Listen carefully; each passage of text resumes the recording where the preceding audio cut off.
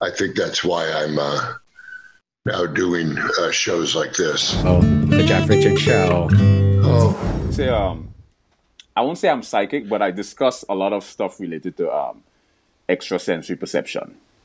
And that includes psychic ability. That's stuff like precognition, premonition, clairvoyance, retrocognition. Or it's been 9 years. It's been 9 years. 9 years since you did my show. It's been 9 years. Family's good? Everybody's good? Everybody's really, really good. I got so many questions for you, Robert. Oh boy, here we go.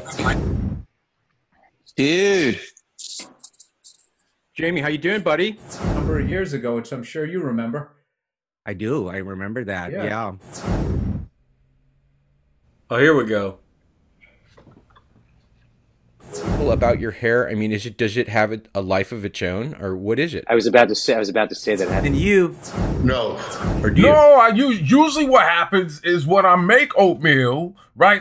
Wanted to give you props. That was a long time ago. You would remember it was that? an honor. Like to speak on, the theoretical aspect of music. And You ready to? no.